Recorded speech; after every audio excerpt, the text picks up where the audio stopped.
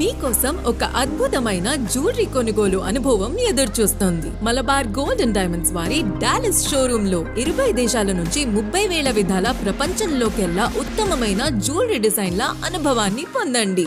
$1,000 మించిన diamonds and precious gem jewellery ఆభరణాల కొనుగోలుపై ఖచ్చితంగా పొందండి బంగారు నాణేలు. జనవరి 29 వరకు మలబార్ గోల్డ్ అండ్ డైమండ్స్ ని డాలస్ లో విజిట్ చేయండి. ప్రపంచ స్థాయి జ్యువెలరీని కొనుగోలు చేసే అనుభవాన్ని పొందండి. Malabar Gold and Diamonds now open in Dallas.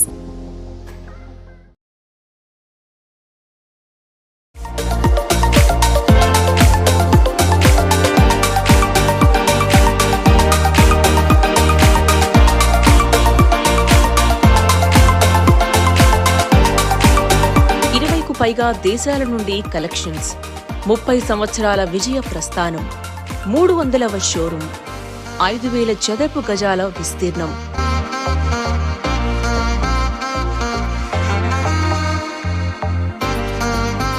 ప్రారంభోత్సవానికి విచ్చేసిన పలువురు ప్రముఖులు మాట్లాడుతూ 30 సంవత్సరాల నాడు ఎక్కడో కేరళలో ఒక ప్రాంతంలో ప్రారంభమైన ఈ బంగారు నగల ప్రస్థానం ఎన్నో ఒడిదుడుకులను, సవాళ్లను అధిగమించి మరియు ఆ ప్రస్థానంలో ఎదురైన ఆటుపోట్లను విజయానికి మెట్లుగా మలుచుకున్న ఈ మలబార్ గోల్డ్ ప్రస్థానం ప్రతి ఒక్కరికి ఒక ప్రేరణగా ఉంటుంది అని కొనియాడారు.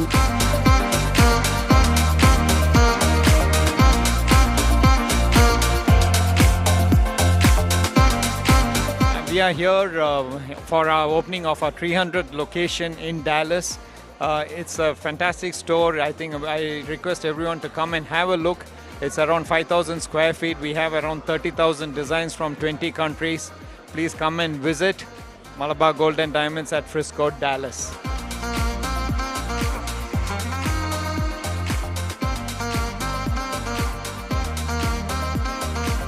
ఆహ్వానాన్ని మన్నించి విచ్చేసిన పలువురు స్థానిక అధికారులకు, ఇన్నాళ్లు తోడున్న వాటాదారులకు మరియు ఆదరించిన కస్టమర్లకు మలబార్ గోల్డ్ అండ్ డైమండ్స్ యాజమాన్యం ప్రత్యేక కృతజ్ఞతలు తెలుపుకుంది.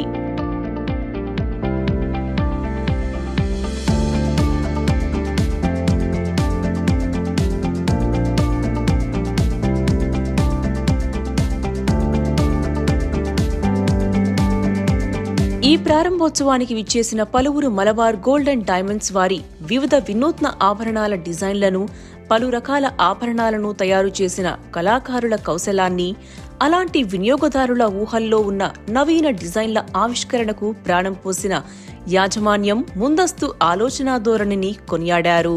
Hey there, Mayor Jeff Cheney here, Mayor of Frisco. Just excited to be here as the whole community has turned out to celebrate this incredible grand opening. Beautiful store, the largest in the U.S., third location in the U.S., but 300th store worldwide. We're honored now for Frisco to be a part of their story. And on behalf of our citizens here that are going to shop and enjoy this store, we just want to wish you many blessings and nothing but success.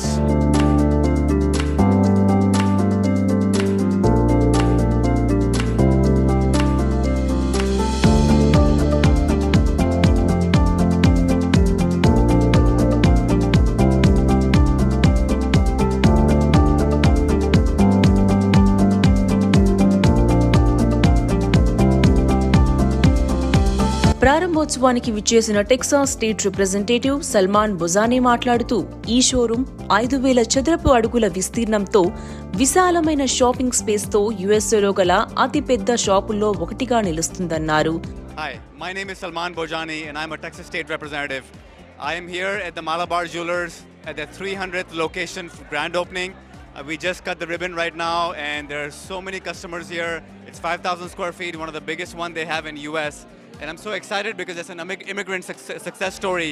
Just like mine, I came to America when I was 19 years old, worked at gas stations, mopping floors and cleaning restrooms for $6 an hour, and then became an attorney, and now became a city council member, and then now I'm a state representative.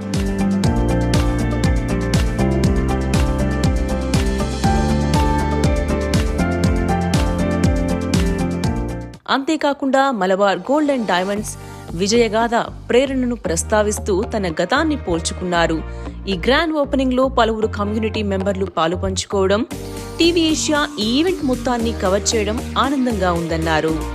Hello, myself, Shamlal Ahmed. I'm the Managing Director of Malabar Gold and Diamonds International Operations. Today, we are very happy and excited. Inaugurated our 300th store globally in Dallas, Texas. This is a milestone inauguration for us, and we are so happy that we started our 300th store in Dallas, which has got a very good subcontinental population, very good catchment of more than 1 million Indian subcontinental people, and we got the right location in Frisco.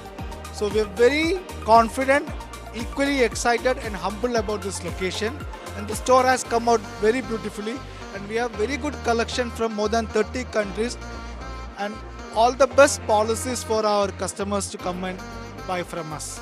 And I want to wish all TV Asia viewers a good Makara Sankranti, Pongal and Happy New Year. We are still in January, and I want to thank TV Asia for your support and the visibility given in Frisco. Thank you.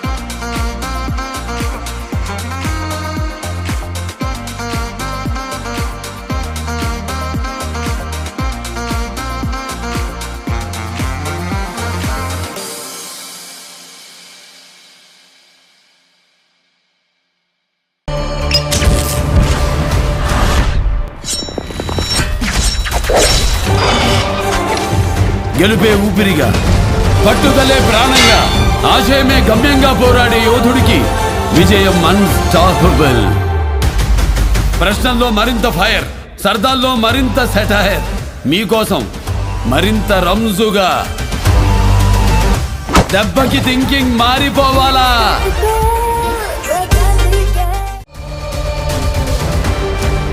మీకోసం మరింత రంజుగా.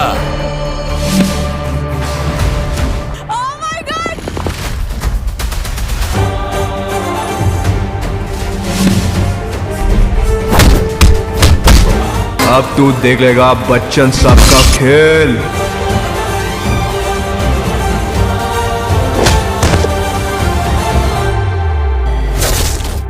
Download ఆహా now.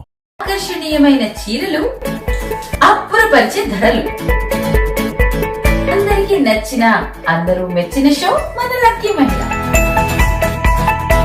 బోలెడంత excitement, wonderful winning moments. Exact చెప్పారు, మీరే గెలుచుకున్నారండి. Congratulations, $220. Celebrity హోస్ట్లు. Today I will be the host instead of Nitya Garu, and instead of me being answering the questions, it's going to be Emily Newman who is going to answer the questions.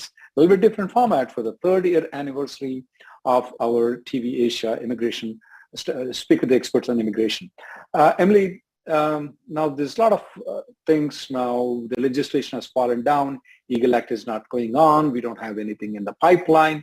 People are really frustrated. Is this a slavery that the H-1B individuals are slaves in USA? Can you explain some of the difficulties people of the H-1B goes through that not a normal green card holder or US citizen does? Yeah, I think the biggest one is, your stay in the US is temporary. Pretty much every 3 years, you have to be filing an extension with the Immigration Service. You have to file that for yourself, your spouse, your kids, possibly work authorization for your spouse. So that means you have to maintain employment that whole time. If you lose your job, the whole process is over if you're in H-1B status. And on top of filing those extensions every 3 years, you have to, if you want to get a new job, if you have a great job offer, you've got to file a transfer, make sure that gets approved, but then that means you have to start your green card process over again. Emily, and although Emily, I just want to interrupt and forget that we have the sponsors, Malabar sponsors, who are the title sponsors of our, and they are the Gold and Diamond Jewelers, and they started their 300th store in Dallas in January 14th. Please do visit by and have a choice of your varieties. Look at them if you want. That's a very nice store to go. It's located right on Preston Road in Frisco in Dallas area. We also have our sponsors as AHA, OTT, and Movers.com. Sorry, Emily, go ahead. Sure. Yeah, so anytime you want to change jobs, you have to start the process over again. New labor certification, new I-140, and that is going to be tied to what's going on in the economy. We've got mass layoffs happening at tech companies right now that's impacting those companies' ability to file the perm.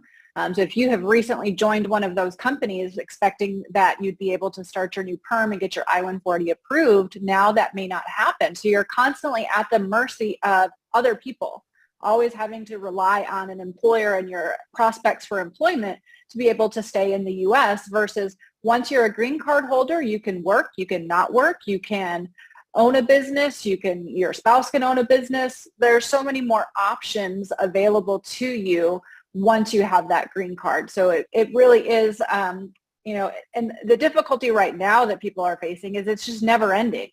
I think there was a lot of rays of hope happening in October 2020 when we saw that visa bulletin move, and then the EAGLE Act was gaining ground, Fairness for High-Skilled Immigrants Act was gaining ground. But all of that has fizzled out, and now we're back to how the visa bulletin was moving before October 2020, which is practically not at all. I mean, today, looking on paper, it looks like it's going to be 10, 11, 12 years for your typical EB2 or EB3 person to get through the process. But in reality, that's not true at all. It could be 100 years, more than 100 years, because it's not moving 1 month at a time as the bulletin comes out monthly. It just stays where it is. There's only, 5,000 green cards a year that are going to be going to India because we're using more and more EB1 green cards. There's more people using the rest of world green cards.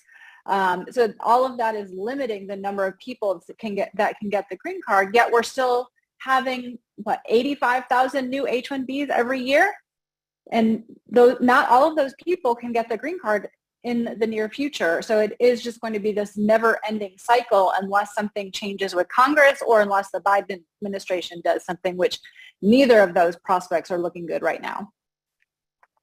So this show, what we want to tell is that, guys, the options for the green card are very less for you guys if you're going to apply for the green card.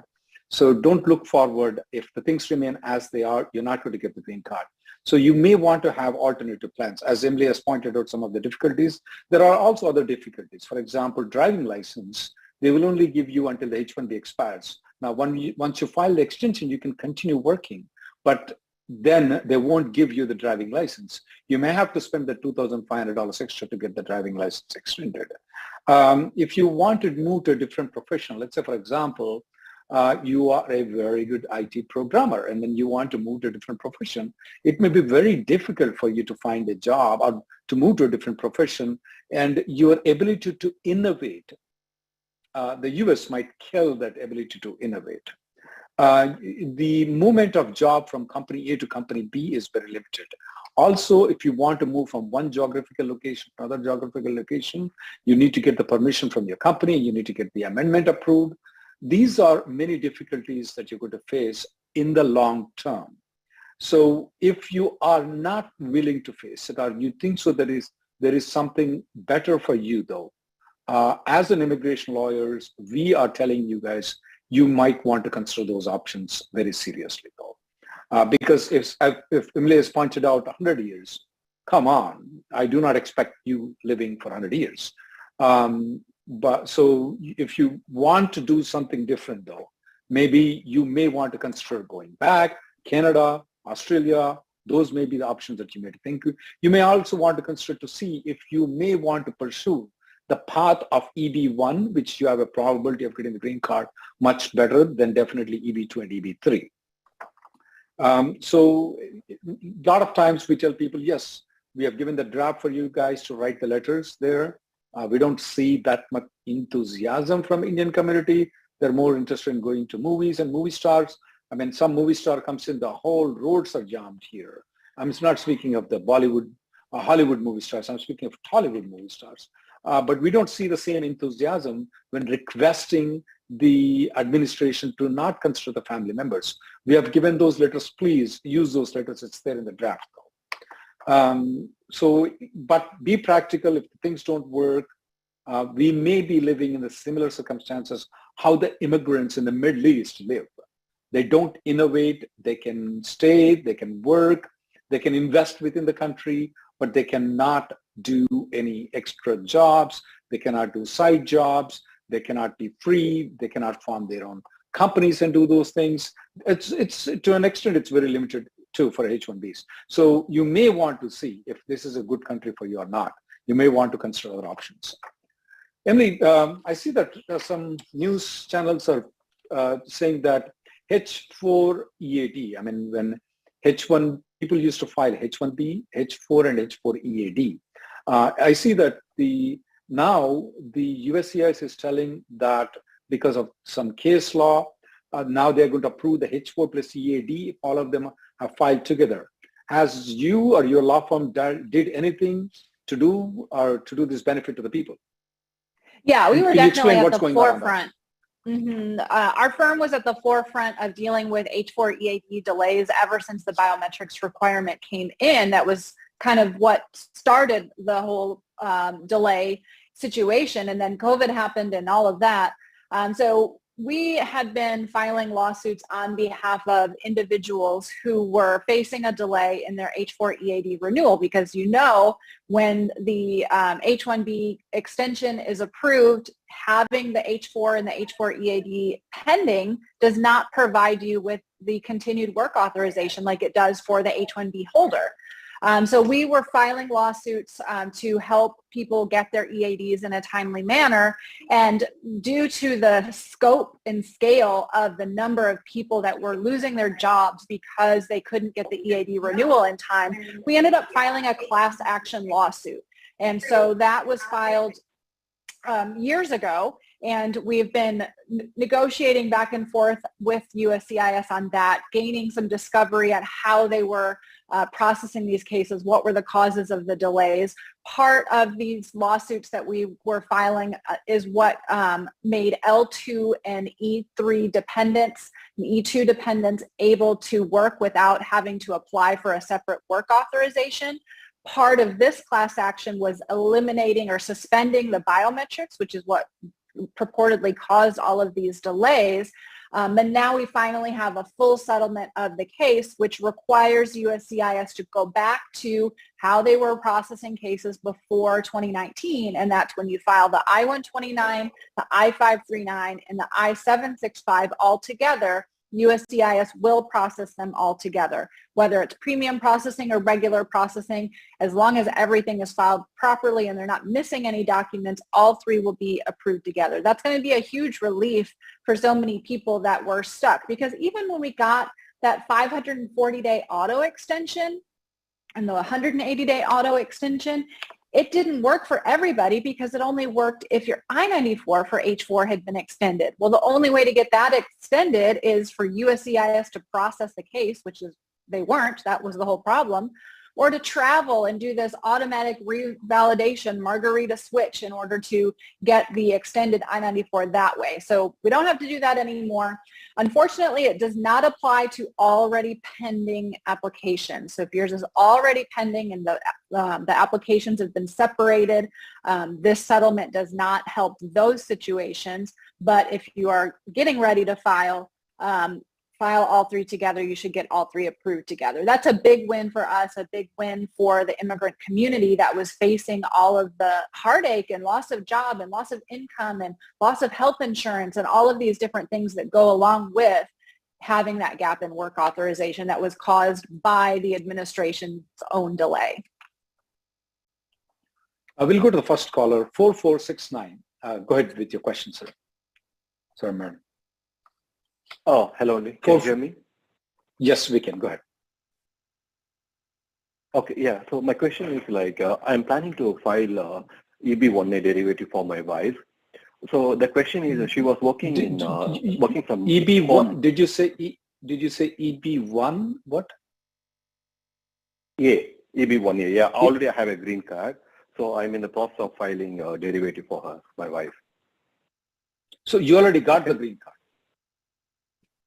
Yes, yeah, Okay. What visa so now status I'm in the process of filling all the. What she's visa in status H1 you now. Okay, keep going. No. Okay, yeah. So already I have a green card, so I'm filling out the applications for my wife. So last year she was working in Seattle for a company A. But October and November we went to India and came back. While coming here, she's living with me in a different state. When I was filling out the application, my attorney is asking whether she got the authority to work from home, because in her H-1B she did not have the permission. So he's making some complication, many questions. So I'm asking whether it will be an issue when we file for 485. Emily, first thing, is a derivative green card the proper thing when you already got the green card? Or? Yeah, no, I have already green card. Yeah, last year I got the green card. No. Yeah, so at that point, she's no longer a derivative once you've already received the green card. So I'm assuming you're talking about filing in the F2A family-based category, no longer as a derivative of the employment-based category. So you're filing an I-130 and an I-485 for her? Yes, yeah, both, yeah, EAD and AP, yeah, together. Okay. And so your question is there a problem with her H-1B status because she worked in a location that she didn't have the amendment approved for? Exactly, yeah, that's what, because December 23rd we reached US from India. So December 23rd to 31st, she was in another state. So I'm filling out those applications in the dates, everything. So my attorney is asking too many questions, whether it was approved on H1 or like what is the thing going on. He told like we want to like disclose this information to the USCIS. So I'm asking whether it's an issue or not, like giving out, a different address, but she was working for another company in Seattle. Will this make an issue? So she came in and worked for 8 days in a different location? Is that what happened? Yes, exactly, yeah. Exactly, yeah. She has a different address, yeah. She did not go to Seattle. Did she have an actual different address, or was she just visiting somewhere for 8 days? It seems a little odd that someone would change their address for 8 days. No, she was, because I live in Texas, because as a spouse, she was living with me, but her real address is in Seattle. And where is she now? So, Texas. She's still in Texas. Okay, so more than 8 days. So this has been since she came in December. So yeah, the H-1B does require that she have the amended H-1B filed for her to work in a new location that was not listed on her prior H-1B petition. It is something that, when you are filing for the adjustment of status in the family-based category, you have to show from the time you entered going forward till the time you filed that she maintained her status and never had any violations of status. Now, she has not been found to have violated status, but she should clear it up. And the way to do that would be to have a amended petition filed and have her travel and come back in prior to filing that 485 and to clear up her status issue, because just having the amendment at this point, if the company files that amendment and her address on her paychecks show that she's already moved to Texas and has been working there without the amendment being filed, they can deny for that reason. So I would definitely make sure that she gets her status corrected and do that by getting the amendment for the right location and traveling, and then file the 485. But probably consult with an immigration attorney on the specifics of how exactly to do that and make sure the timing is right so that she is back in proper H-1B status. We'll go to the caller 5162. 5162. Hi, Rahul. Hi, sir. Rahul, sir, can you hear me? Yes, we can. Go ahead. Yeah, thank you so much, sir, for doing and regular follower of this show. So my question is, currently I am on own visa. Recently, I received a new offer from. Yes, sir, I'm on own visa. Go ahead, keep going. Recently, I accepted a new offer from another company. So they filed H-1B. and H4 and H4 EAD all together. So those are approved. So due to the green card restrictions of my proposed new employer, so I decided not to join, and I would like to continue at my current employer. So will this affect my current status? Is that okay? Is it affect my green card? I'm supposed to file 𝐒𝐕1B, like, employer sponsor 𝐒𝐕1A, 𝐒𝐕1B, sorry. So is it affect my current status? Yeah. And my so just to confirm, you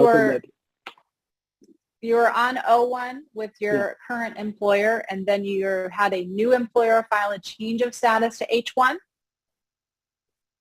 Yes, ma'am. Yeah. Has that been approved?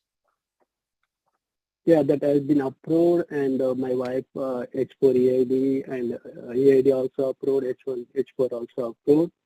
Then I decided because of the new employer, they're not able I got to it. sponsor. What you said your wife's H4 EAD got approved. Do you mean to say you already have an I-140 approval? Yes, sir. I already, my I-140 under NIW was approved in 2020. NIW. So go ahead, Emily. You go ahead. Yes. All right. So now you're wanting to go back to the old employer? And are you wanting to go back to O1 status or continue in H1? Currently, I'm working in my present company. I didn't have. He wants to go to the O1. My proposed. You haven't joined the new employer. I haven't joined in my new employer. I'm supposed to join next month, February end. So I'm still working in my current employer. So I just decided not to join my new employer. So I want to stay at my current employer. Okay, so your change of status to H1 has already been approved, which means you no longer have O1 status and you're no longer authorized to work for that employer. So in order to get back to the old employer, you either need to file a transfer of the H-1B to transfer the H-1B from the new employer back to the old employer, or have the old employer file a change of status back to O1. Those are a couple of options. Do you have a valid O1 visa stamp in your passport? No, ma'am. So I have my O1 visa. So I came to US on J1. Then after I. Okay, you don't have the O1 visa stamp with the passport. Oh, Yes, right. yes. And do you have the O1 I-797 approval notice that has an I-94 on it that has Yes. not expired? You do have that. Okay. Yeah, So one it is- other option it is not besides, expired. okay. One other option besides It's a- either filing an H-1 transfer back to that employer or filing an O-1 change of status back to that employer is to use automatic visa revalidation. Since you have a valid I-797 approval notice for O-1 that has an I-94 on it that has not expired, you can travel to Mexico and come back in showing your expired visa stamp with your valid I-797 approval notice for your O-1, and that would put you back in O-1 status to continue to work for the original employer. So that would be another option if you wanted to get back to O-1. If you would rather stay in H-1, then it would need to be filed as a transfer, but there's going to be some issues there because you don't have pay statements with the new employer. So that may make it a little more difficult, not impossible to do. But automatic visa revalidation might be a good option for you there. We also call it as Margarita mix, where you go out to Mexico and come back. It's called Margarita switch. You can Google TV Asia Margarita switch. You'll find a very good video on that. Emily, one question that comes from J.S. Saar from YouTube is that he recently came on advance parole from Abu Dhabi. And his I-94, he came on advance parole. His I-94 online expires in December of 2023. His EAD and AP expires in June of 2024. Now, does he need to extend the advance parole before the expiration of the online I-94, or he can wait for the June 2024? Right. If you're coming back on advanced parole, you're pretty much always going to be given just a 1-year I-94. That does not mean that you have to take any action at that 1-year mark. So if you're continuing in your adjustment of status, relying just on the EAD and the AP and your pending adjustment of status, you can ignore that I-94 that you got online. All you have to look at is when does your EAD and AP expire, and make sure you renew those timely. That I-94 is irrelevant. If you're coming in on AP but planning to continue your H-1B status or your L-1 status, for example, then the relevant I-94 is the one that's on your H-1B or L-1 most recent approval. That I-94 is the date that you need to go by. But the I-94 you got from entering on the AP is practically irrelevant. You don't need to worry about it. 7375, you have any questions? Yes, 7375. Go ahead. Yes, go ahead. Yeah, sure. This is kind of a follow-up question that I asked you and Emily on Tuesday. So it is regarding an amendment question. Basically, I'm planning to go for stamping in India, and I'm working for an employer. So my H-1B was with client A, located in Michigan, and I was working from home in Ohio. So my LCA has been filed with client location as the primary and my home as the secondary. And now I switched to client B in Connecticut, but I'm working from home from Ohio. So from the MSA or the location standpoint, I think we don't have to file an amendment. Please correct me if I'm wrong, but just I'm planning to go for stamping in India. People are advising me to do the amendment. Can you please advise me the best route? Yeah, I would agree with that. So even though you're not required to do the amendment under the matter of SIMEO guidance that's due to the location change, because even though your client location changed, your physical work location has not changed. So no amendment is actually required for that. But because you are going for stamping and your current client is different than the one that you filed the H-1B for, because your employer likely submitted documentation of which client you were going to be working at, possibly contract, work orders, end client letter, those sorts of things may have been provided in your previous H-1B petition. Now, none of that is going to match what you're going to be saying when you're going for visa stamping, because you're going to say, I'm working for this other client in this other location. That can cause delays, 221G, administrative processing, and all of that. So to avoid that likelihood, it would be better to file an amendment, get it approved, and then go for stamping.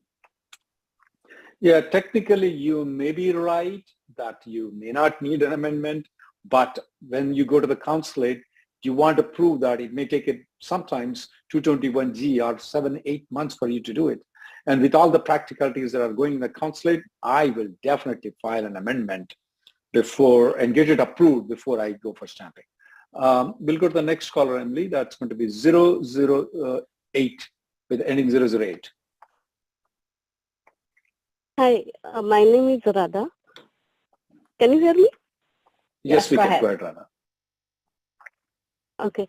I filed an application for myself and my spouse back in 2021 when the final action date was current.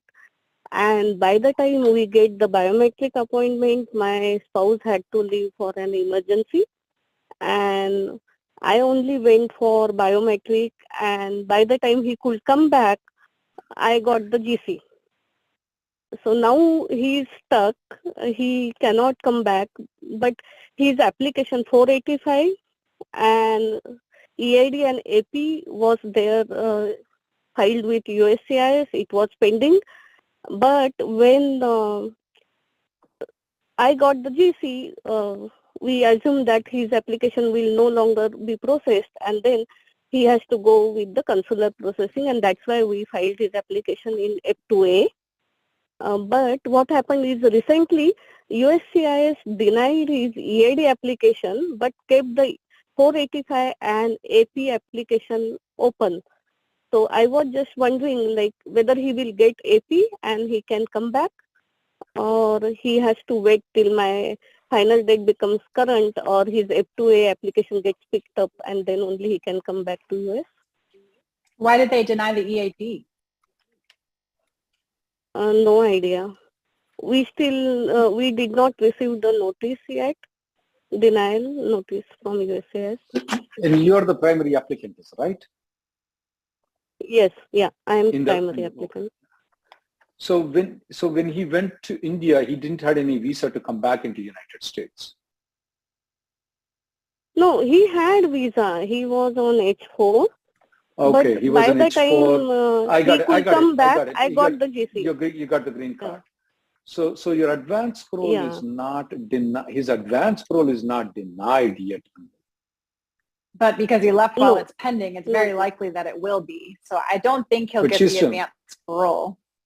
But she's telling EAD is denied. That's shocking to me. Yeah, It that's should be the advance parole odd. that should be denied. Yeah. You will have Yeah. to wait for the advance parole approval. If the advance parole doesn't get approved, then practically the only hope is for you to get the F2A case. Go to the consulate and come back on Yeah. the F2A, man. Oh, okay. Because F2A is long processing time. So that's why Yeah, I was wondering if advance parole gets approved. Okay. Yeah, unfortunately, Yeah, no worries. unfortunately, he fell into the trap, okay? Emily, the question for the EB2 to EB3 I-140 downgrade application. This question is coming from Shishil. What he's asking, is a premium processing, do the USCIS have to accept the premium processing, or what is the practicality when we downgrade from EB3 to EB2 that they're going to accept? What was the history? What is the current status? Will they take the premium processing? Can you explain it, Emily? Yeah, so when you're filing a downgrade, it typically means that you've already submitted the original labor certification that used to come on this thick blue paper, two-sided, and you would have to sign the original one. Your employer signed it, your attorney signed it. All of that was submitted to USCIS. So you no longer have that original blue labor certification. So when you are filing the downgrade, you have to submit a copy of the labor certification. And anytime you're submitting a copy, that means that you cannot file initially in premium processing. So you have to file it in regular processing, but once you get the receipt notice, you can upgrade to premium processing. And whether they accept or reject the premium kind of depends on how long it's going to take them to go to that other file and get the original labor certification. So if it's one that was filed a long time ago, it may take more time. If it was filed more recently, they may have those documents more readily available. But most of the time nowadays, if you wait for the receipt and then upgrade to premium, I don't think we've had any problems in the premium getting rejected, at least not on a consistent basis. Most of the time they do accept it and they do process it in the 15 days. It's just you have to file it in regular first and then upgrade rather than filing the whole thing in premium. But we were facing a time from October 2020 to 2021 where we were trying to upgrade and they kept rejecting it because they didn't have that original labor to be able to pull from the old file and bring it to the new file. They did get a better system to be able to do that, so that processing has improved over the years. So we're not seeing many delays or rejections of premium upgrades for downgrades. 649, you have any questions for us? Last digit 649? Yeah, sorry. Yeah. Go ahead. Hello. Yeah. Go ahead, sir. Thank you. Yeah. We have an issue with for my wife. Her H4 extension is approved till December 31, 2023. But I-94 and I-797A is only up to 12th December, 2022, January 10th. So it's already, it's 2023, January 10th. It's got expired. But her H4 EAD and H4 EAD petition, now she's in USA. How do I handle her situation now? Because it's the I-94 is expired.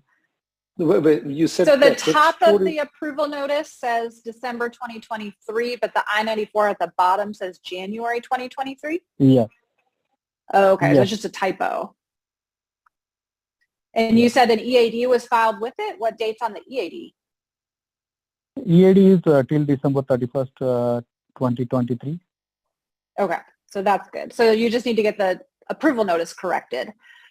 So that just requires a service request. The good thing, she can do it herself. She doesn't have to go through the employer, your employer for that. You go to USCIS.gov, select e-request, and then there's an option for typographical error, and you enter in all of her information and then let them know exactly what the error is. They will research it and then send you a message confirming that, yes, we're going to correct this error and send you a new approval notice. Okay. So it's already, but it's expired, so it's not an issue, right? The existing. On paper it is, but if they've got the, I mean, I'm assuming your H-1B is good till 2023. The top says 2023. Her EAD says 2023. It's pretty clear that it's just a typo. They probably meant to put 1/10/2024 instead of 1/10/2023 because they give you the 10 extra days. So for, you know, technically, you know, on paper, it looks like she's out of status and accruing unlawful presence, but it's clearly a service error, and they should be able to get that corrected. I would just contact them very quickly, and hopefully you can get that within a month or so. The next caller we'll take is 217. 217. Hello, can you hear me? Yes, go ahead. Hi, Rahul. Hi, Emily. I have a question. Like, my wife, she's a green card holder, and my son is a US citizen. So they traveled to India in December, and unfortunately, they had to extend the trip because of my son's medical condition. So my question is that, can my wife stay with my son in India for more than 6 months because his treatment is going on? And what if it has to be till 1 year? So what should I do in that case? Yeah, so it can be a problem. Generally, we don't recommend trips outside the U.S. of more than 6 months because it gives the presumption that your wife is abandoning her green card. So if there's any way she could travel back to at least file for a re-entry permit, particularly if you're expecting this to go into a year or more. But she does have to be physically in the U.S. to file that re-entry permit. If she does not do that and she stays out for 6 months, you know, when she's coming back in, she could be questioned by U.S. CBP at the port of entry about why the stay was so long. Have you abandoned your residence here? So she'll have to be prepared to explain what the medical situation was. And have documentation of that and show that you are in the U.S. and that the rest of her family is here, her job is here, whatever ties she has to the U.S. It's going to be up to the officer at the port of entry. If it's longer than a year that she stays out and she did not get that re-entry permit, she may have to apply for a returning resident card, an SB1, which is through the consulate. And for that, she has to show that she intended when she left to only leave for a short period of time, but due to circumstances beyond her control, she was unable to return. So again, she would have to document the medical issues with your son to the consulate. Then they would decide whether she can get that returning resident visa to be able to come back. So it's not great options. So if there's any way that she could come back and file that re-entry permit, that's going to be the safest thing for her green card not to be abandoned. Okay, got it. Thanks. We go to the Somya Acharya's question from YouTube. She's currently in India waiting for the passport stamping, and the US Embassy is taking a long time to get the passport back to her, and she has to wait there for 2 weeks. Can she work while she's in India? Will that affect the H-1B? Somya, the answer is simply yes, you can work in India. You're an Indian citizen, though. An Indian citizen can work in India, absolutely not a problem. Well, I don't have to be a lawyer to answer this question that citizens can work in their home country, but I also happen to be an Indian lawyer, licensed in India too. Yes, you can work while you're waiting for the passport to get to you. This caller from 717. Do you have any question? 717? caller. Start. Go ahead. Yeah, I have got my green card in September, but my spouse did not get it. So we filed 130 in October, and we are planning to file the 485 next week, and planning to travel end of February. So while coming back, we're planning to use the AP. So if at all, like there is at any point, like if at all we have to withdraw the employment 485, will there be any retroactive negative consequences because we are using the employment-based AP? Okay, you said you filed an I-130. You're planning to file the 485. What is her status right now? Is she on H-1B or H-4? She's on H. Yeah. She has been on H-1. Sorry. She's been on H-1B. And she will continue the H-1 when we come back. Yeah. Emily, this question, what he's telling is to file a 485. I don't know why you didn't file the 485 along with I-130. That's a wrong decision you made. But of course, you can always add it up later on. Do you advise him to travel and advise her to travel an advance parole under the circumstances, Emily? The advance parole came as a dependent of employment, and she's going back and coming back, and she will be coming on H-1B. I mean, she can maintain the H-1B, but it's an issue whether she's on advance parole or H-1B. Will that cause any problem for the family-based immigration?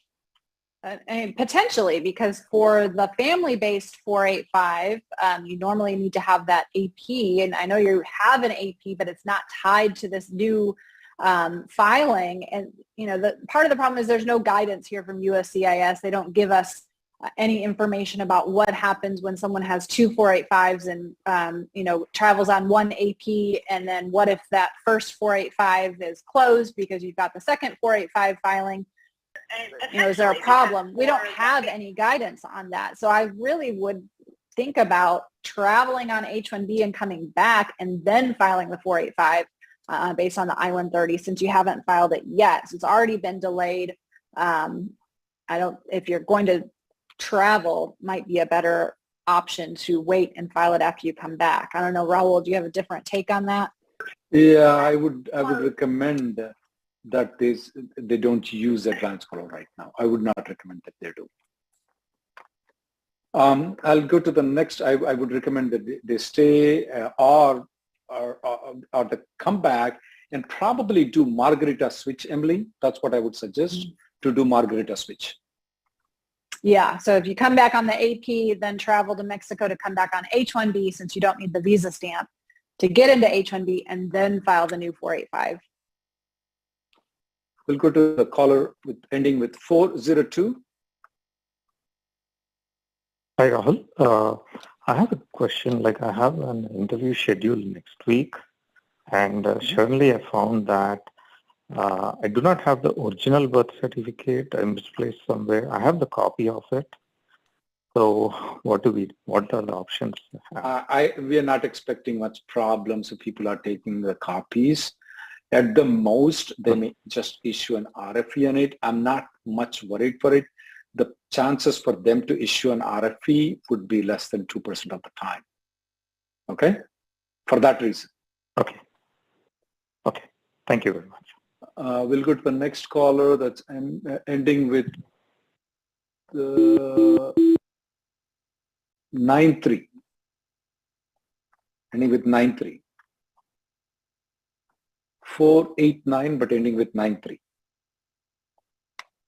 While we're waiting for him to ask the question, Emily, here's a question from Ram from YouTube, Emily, that he has used 5 years of H-1B in 2000 to 2006, only 5 years though, okay? And he's out of the country for all these years. Can he come back on H-1B, only use can he apply for H-1B for 1 year of the H-1B, or does he have to go to the lottery system? You have the option to do either of those. So if you want to use the remaining year that you have left, you can have an employer file a H-1B that is not subject to the cap and file it any time of year, file it requesting consular processing, but only to request the 1 year remaining that you have of the 6 year limit. Your other option is if you want the fresh 6 years, you have to go through the lottery. So if you're coming back with just the 1 year H-1B, then you need to look at how am I going to get an approved I-140 in order to be able to extend beyond that initial first year, because that processing time of the labor certification and I-140 is taking close to 2 years. So there may be some difficulty with extending if you come in on that remaining year, but yes, technically you can file without going through the lottery to get that last year that you had left. 53, last digit's 53. Can you unmute yourself by pressing *6? Yeah. Hello. Yes, go ahead. Yes. Good, sir. I had applied for 𝐒𝐕1B green card in May 2022. My priority date is also May 2022, and I see, and it was accepted, and I filed for the I-485. This January, the date had for 𝐒𝐕1 retrogressed for India, but when I see my case status on USCIS website, the I-485 has been approved, and I will be getting my green card tomorrow in the mail. So I'm not sure whether it's a government error. I just want to make sure it's a legitimate approval. So what was the approval date? January 11th, approved 2020. January. Yeah. And your I-140 was approved long time before, is it right? Yeah, in May last year. Okay. They could have allocated a visa number for you before, when the final action date is current though. Since you filed, I-140 was approved in the month of December, your 485 was pending in the month of December itself, they could have allocated a number in the month of December itself. So I am not worried for it. I will take the green card and I will do nothing. Oh, one thing I forgot. I will go to H-1B, get a champagne bottle. Okay, thanks a lot. All right. Okay, we'll go to the next caller. The next caller is 57. I'm sorry.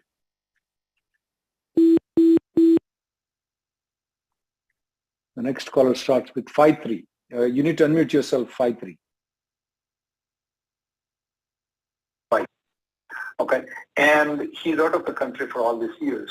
Can he come the next back caller on is H-1B? 993. So can he apply for? Can you mute the TV, please? Go ahead.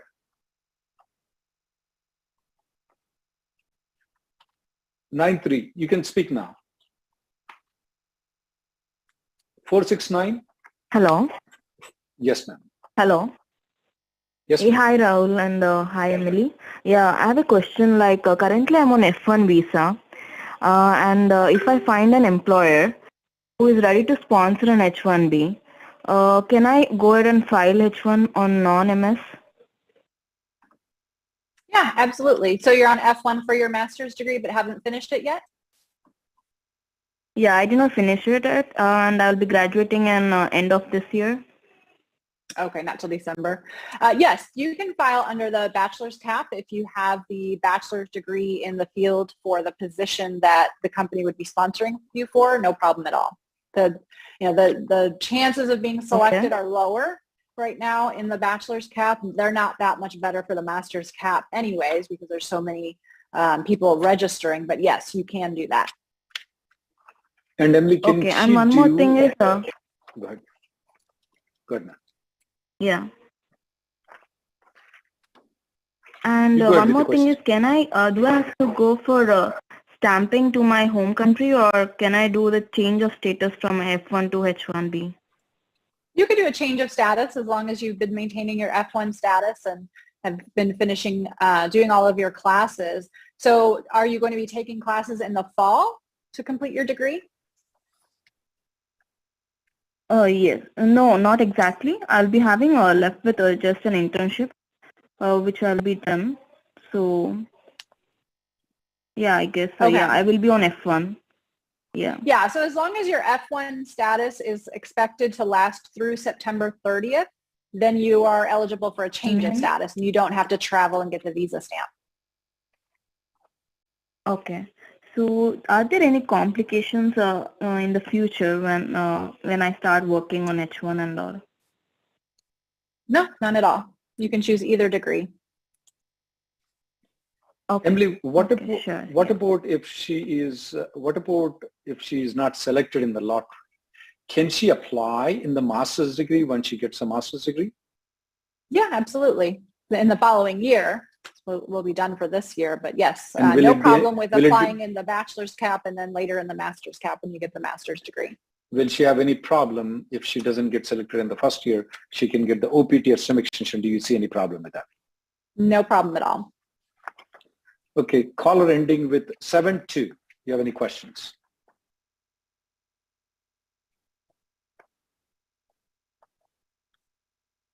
Caller ending with 312 is the starting number and 72 is the last digits. You have any questions for us?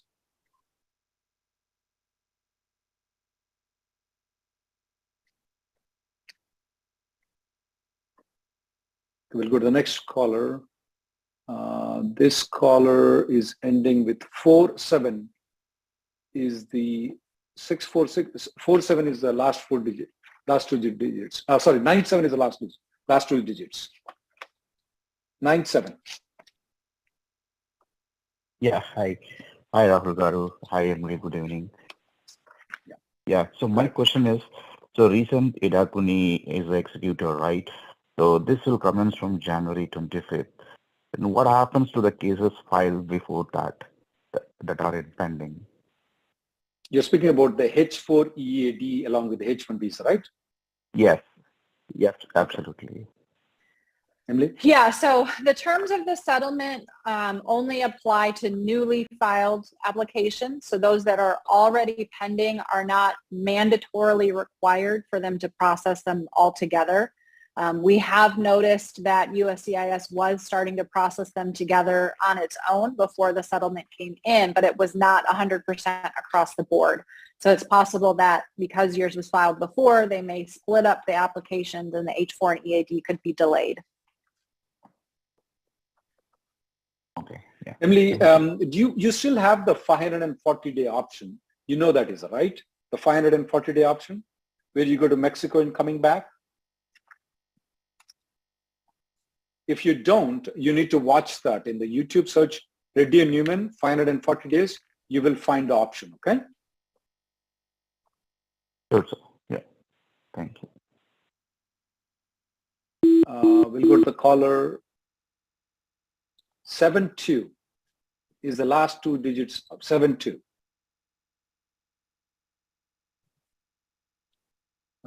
We'll go to the last two digits as 23. 814 is the starting number and 23. You have any questions?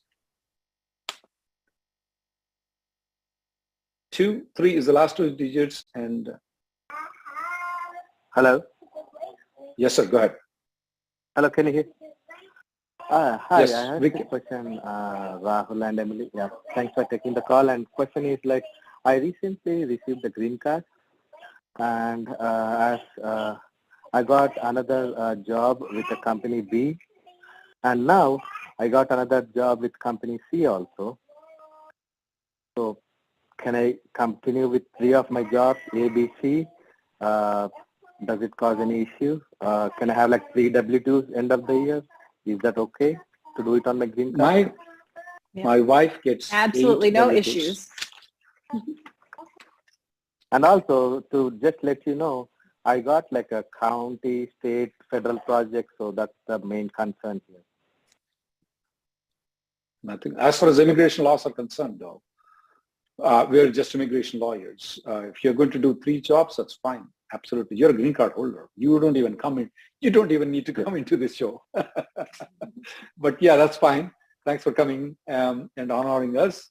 Yeah, you're good. We don't see any, especially these healthcare workers and other people, though. They do a lot of jobs, different jobs, though. I mean, you IT guys are lazy guys. Only you think so. Working for 12 hours or 16 hours is something like you're something special. No, I mean, in healthcare profession, legal profession, that's just common, guys. That's just common. Okay? Yeah, but you need to work as hard as but we if are. you do 3 hours, yeah, but if you do three jobs, that is like 24 hours a day. So how, like if Okay, someone you asks, need to how can you that one you need to discuss with other contracts lawyer. You can contact us. We'll discuss with you about that option. As far as the immigration law is concerned, though, we don't see any problem. Okay, any contracts and other things, we are not professionals in it. Okay.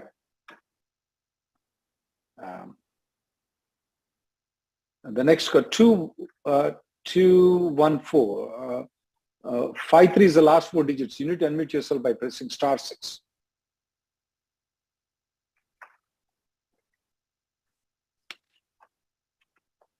Now, this 214 is trying many times. 72 is the digits for where you can speak, sir.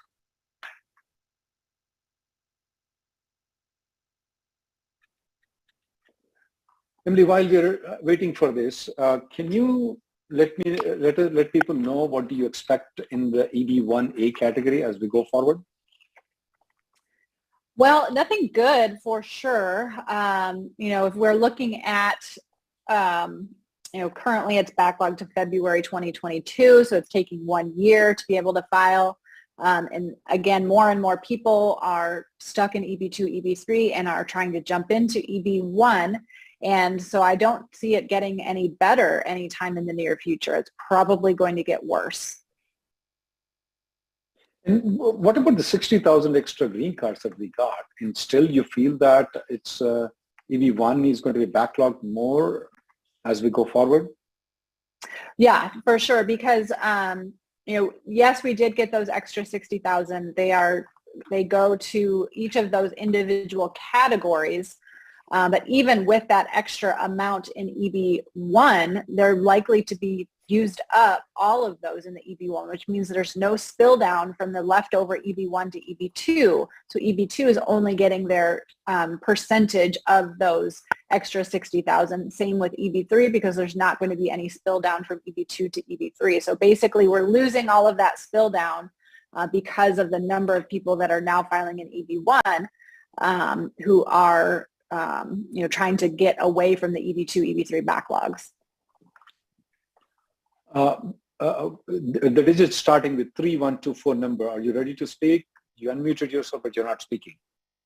But let me go through the question simply that I'm getting here. Mm-hmm. Shashi, his priority date is June 30th, 2012. Right now, it's actually June 1st is the priority date, final action date for the, June 1st is the filing date for the EB3 though. Do you want him to file, he just got the labor certification approval. What do you recommend? Would you apply in EB2 or EB3? Assuming the labor certification was destined for EB2, then you do have the option of either. And if we're looking at which one do we expect to continue to be ahead, as of right now, based on both the final action date chart and looking at the filing date chart, EB3 seems to be like it's going to be continuing to be ahead through the rest of this fiscal year, meaning through September 30th, because even in the filing date chart, EB3 is ahead. So the filing date is the kind of best guess of what the final action date should be by the end of the fiscal year in September of 2023. So at this point, it looks like EB3 is going to stay ahead. And so you may want to file your I-140 in EB3, maybe do premium processing and have it ready to go filing that 485 as soon as the date is current. I may also recommend you to file both EB2 also. Here is the reason, Emily, why I think so. Because what if this guy moves out of this company to a different company? Then he can use EB2 or EB3 though if he gets the EB2 approval. So yeah, I would spend money in filing both the applications, EB2 and EB3. And in the case of I-140, you're allowed to actually file both I-140s. And you can actually spend your money to file the EB2 and EB3 if your company allows it to. Caller ending with 31. Can you speak, please? You're unmuted, you can speak. Hello, Reddy and email. So thanks for your support. So this Kumar, my priority date is 2014. Now I have my wife and girlfriend. I'm saying about H4 and EAD. Wait. So, your wife and girlfriend?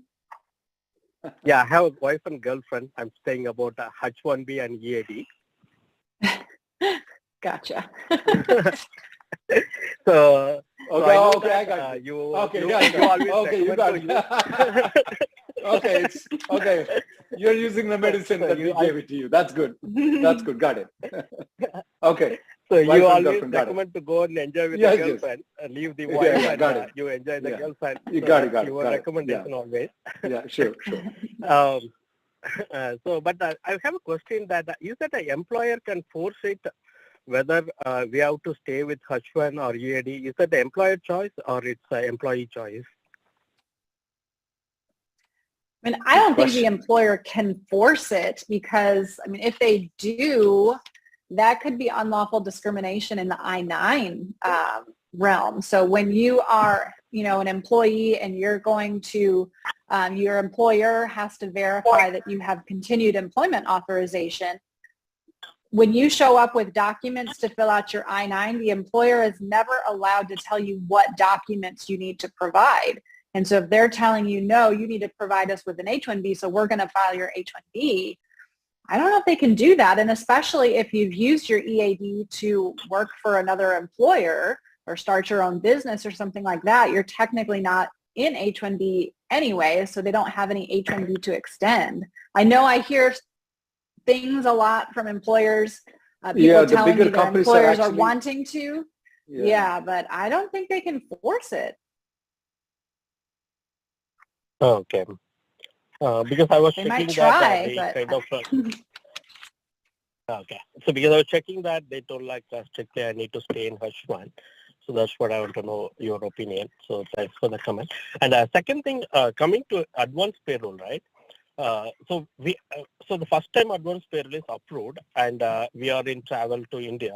So at that time, if it got stuck in India, like due to COVID or like some other pandemic came and we struck it, at the time our AP got expired. So even then we can come back to USA if it is not without a visa stamp. You either need a valid AP or a valid visa stamp. So if the AP expired while you're out of the country, you can't use it to come back. So what are the options? Like, for example, let's say I know this is a very edge case, but if we moved complete to EAD and we travel it, let's say we have 3 months left over and some emergency happened and we got stuck in India and our AP got expired, then what are the options to come back? Because at the time we don't no more have H1 and no more valid AP. So what are the options to come back? You can file one more H-1B and get the H-1B approval and come back. Get the stamping and come back. Oh, okay. Okay. So even if you use the EAD? I would definitely. Okay. Even if you use the EAD, you can still get the H-1B, but you just have to go there and get the stamping. Oh, okay. Gotcha. Okay. Yeah. Thank you, sir. Questions are coming with regards to the same follow-up questions only. Let me go with this caller with 78, last digit 78. Last digit 78.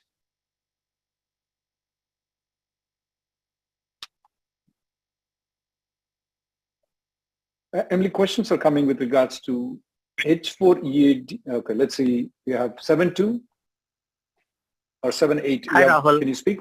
Yeah, go ahead. Am I audible? Yes, you are. Hey, Rahul. Hey, Emily. Thanks for taking the call. I got a quick question, not related to the topic of today, but it's a general question. It's been trickling my mind for some time. So I've been into a company I was working for last 9 years, and my perm was approved initially back in the year of 2015. But after that, as a part of natural progression, I've been promoted to a senior managerial position now. And during this course, I've been asked to refile the perm every time when I get promoted. So my question is, Rahul, is this really the process that requires this way? Because my understanding as a layman perspective, the green card process is for the future employment, and we employed. And We are Let's getting say that, naturally progress. yeah, technically it's a very tough question to answer, but I would say that if Emily is your lawyer, I'm your lawyer, we would not require you to refile it again and again. If you were an employee of Microsoft, Facebook, Google, Apple, Tesla, I don't think so. They will do they will do the same thing what Reddy and PC will do, or maybe we do the same thing what they do. But there are some companies, Emily, that make them do. How do we get away from these things? Because eventually, when the time comes for this guy to file the green card, maybe his salary might have increased 10,000 more or 10,000 less, or he is no longer working on Java 6.0, he's actually working on Java 6.2. How do we get away from this? Yeah, I mean, we've never seen any issue with USCIS. And when October 2020 rolled around, we were filing 485s for people who had priority dates that were, 5-6 years old at that point. And surely they're not in the same job that they were in, doing the exact same thing. I mean, for us as lawyers, one day to the next, I feel like we're always doing something different. It's like that in any job. So I have never seen USCIS come back and say that because your job now is not exactly the same as what it was on the labor certification, that you don't qualify. So we generally don't refile the perm unless it's truly a material change. I think normal career progression is generally not a material change, and I think a lot of the other firms agree with that, but some other attorneys like to make money on continuing to file perm over and over again. I think that's what it boils down to. Emily, have you seen any green card application getting denied because the job duties are not the same as what they were 15 years ago or 12 years ago? Never. Nope, not in 20 years. Have you seen any job duties remain the same exactly from the past 10 years continuously, even right now? No, never. The other thing is every day you come into the job, though, the job duties are quite different. They cannot be the same exact job duties. There will be a natural problem. You are not even a robot. Even robots, they don't do the same job duties for the next 10 years, guys. They don't. Okay, so you got it, Rahul. Well, yeah, it's time to change a lot. Only one thing is that trickles my mind was that like I was a consultant when I took the job position, and now I do have reportees. There are a bunch of direct reportees to me. Yeah, probably that still, could be the difference. Yeah, I don't but know. The technology is like you said, you are more technical than others in the call. Looks like you said Java versions, right? I started with version 1.6 and now we are doing 4.7. Okay, that's not Java though. That's a different technology. But well, that's my problem, right? So thanks, Rahul, Emily. I think you kind of answered. No, yeah. For us, even if you move from Java to even to other categories, like for example SAP, for us it's still the software. I mean, that's how we read it. It doesn't have to be done. So we don't require people to amend and file the label certification again. We'll go to the last caller, 97. I mean, if he calls, we will take it. 97. So hi, yeah, go ahead. Hi, Rahul Reddy. Go ahead. This is Vamsi. So basically, in 2021, my EB2 I-140 got approved, and I applied for my spouse H-4EAD in 2022. So, and my spouse actually done her PhD from Europe, and she has lots of publications and journals published over there. So can she able to file for EB1 while her H-4EAD is under process? Emily? Yeah, I don't see any problem with that. The EB1 doesn't require that she be in a work authorized status in the U.S. at the time of filing. You can file an EB1 when you're outside the U.S. You're just filing an I-140 petition to prove she has the qualifications. You're not having to prove that she's currently working or currently employed. It's just, does she have the intention to work in that field when she gets the green card? So I don't see any problem with that at all. Thank you very much, guys. We have a lot of callers, but we have to end the call and we'll be coming next week. I like the joke of the gentleman that I have a wife and a girlfriend man. And then when I asked him again, he said yes again. But hey, he used a medicine that we gave it. That's so nice. We'll see you next week. Thank you guys for tuning in. And don't forget about Malabar Jewelers. And thank you for visiting us. We'll see you next week. Thank you, Emily, for joining us. Thanks for having me.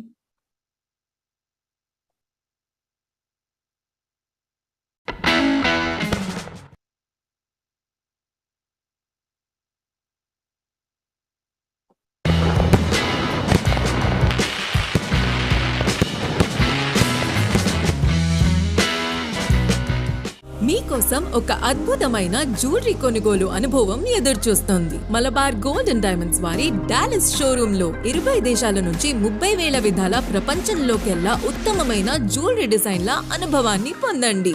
$1,000 మించిన diamonds and precious gem jewellery ఆభరణాల కొనుగోలుపై ఖచ్చితంగా పొందండి బంగారు నాణేలు. జనవరి 29 వరకు Malabar gold and diamonds ని Dallas లో విజిట్ చేయండి. ప్రపంచ స్థాయి జ్యువెలరీని కొనుగోలు చేసే అనుభవాన్ని పొందండి. Malabar Gold and Diamonds now open in Dallas.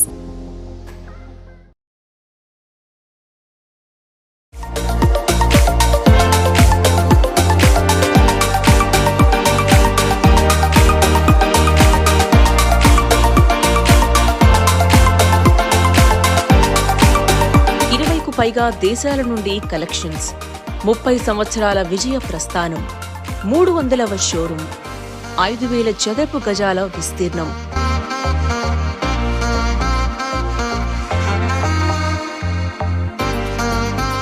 ప్రారంభోత్సవానికి విచ్చేసిన పలువురు ప్రముఖులు మాట్లాడుతూ 30 సంవత్సరాల నాడు ఎక్కడో కేరళలో ఒక ప్రాంతంలో ప్రారంభమైన ఈ బంగారు నగల ప్రస్థానం ఎన్నో ఒడిదుడుకులను, సవాళ్లను అధిగమించి మరియు ఆ ప్రస్థానంలో ఎదురైన ఆటుపోట్లను విజయానికి మెట్లుగా మలుచుకున్న ఈ మలబార్ గోల్డ్ ప్రస్థానం ప్రతి ఒక్కరికి ఒక ప్రేరణగా ఉంటుంది అని కొనియాడారు.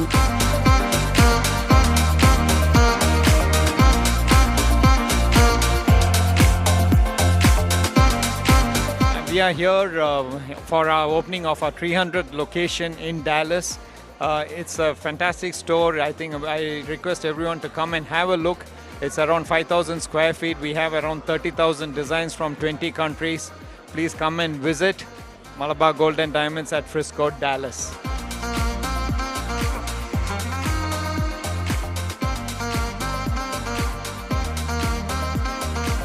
ఆహ్వానాన్ని మన్నించి విచ్చేసిన పలువురు స్థానిక అధికారులకు, ఇన్నాళ్లు తోడున్న వాటాదారులకు మరియు ఆదరించిన కస్టమర్లకు మలబార్ గోల్డ్ అండ్ డైమండ్స్ యాజమాన్యం ప్రత్యేక కృతజ్ఞతలు తెలుపుకుంది.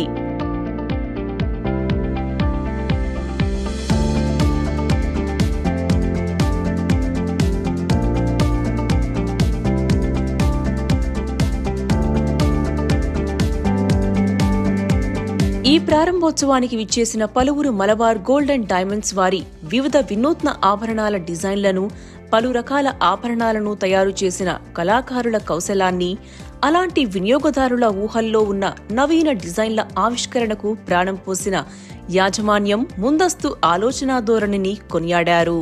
Hey there, Mayor Jeff Cheney here, Mayor of Frisco. Just excited to be here as the whole community has turned out to celebrate this incredible grand opening. Beautiful store, the largest in the U.S., third location in the U.S., but 300th store worldwide.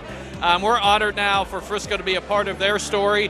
And on behalf of our citizens here that are going to shop and enjoy this store, we just want to wish you many blessings and nothing but success.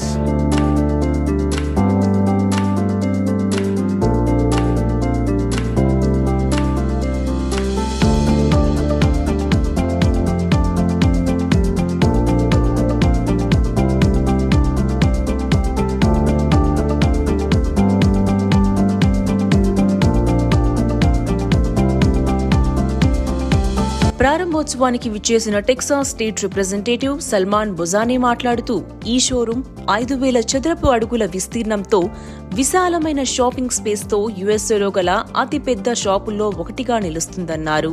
Hi, my name is Salman Bojani and I'm a Texas State Representative.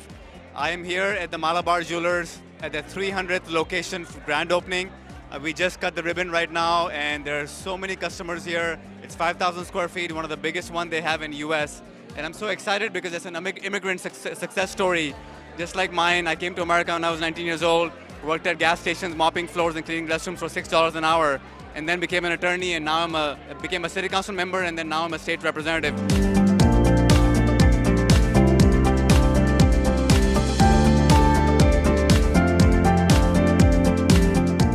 అంతేకాకుండా Malabar gold and diamonds విజయగాథ ప్రేరణను ప్రస్తావిస్తూ తన గతాన్ని పోల్చుకున్నారు. ఈ grand opening లో పలువురు community మెంబర్లు పాలుపంచుకోవడం, TV Asia ఈ ఈవెంట్ మొత్తాన్ని కవర్ చేయడం ఆనందంగా ఉందన్నారు.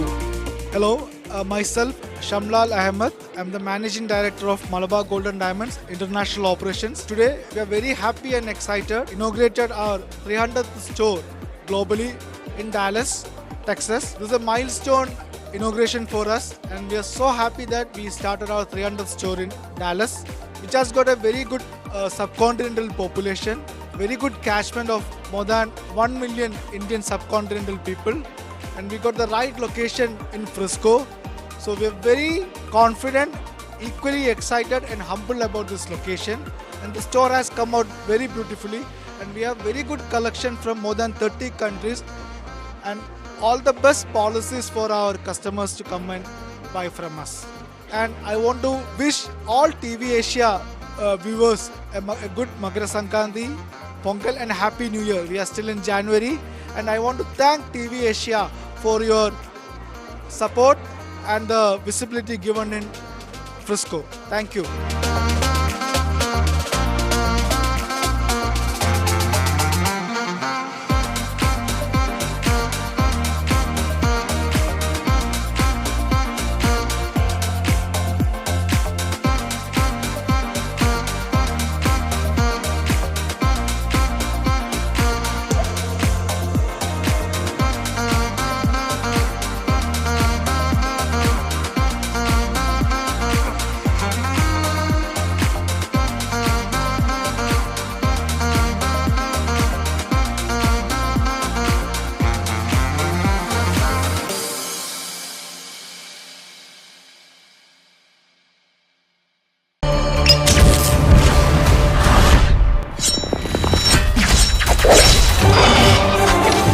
గెలుపే ఊపిరిగా, పట్టుదలే ప్రాణంగా, ఆశయమే గమ్యంగా పోరాడే యోధుడికి విజయం అన్స్టాపబుల్. ప్రశ్నల్లో మరింత ఫైర్, సర్దాల్లో మరింత సెటైర్, మీకోసం మరింత రంజుగా.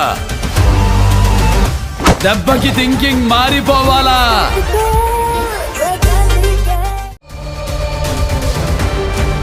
మీకోసం మరింత రంజుగా.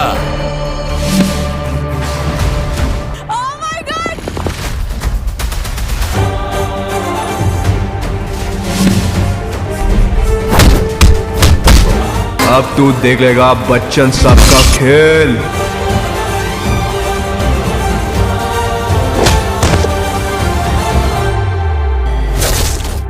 డౌన్లోడ్ ఆహా నౌ.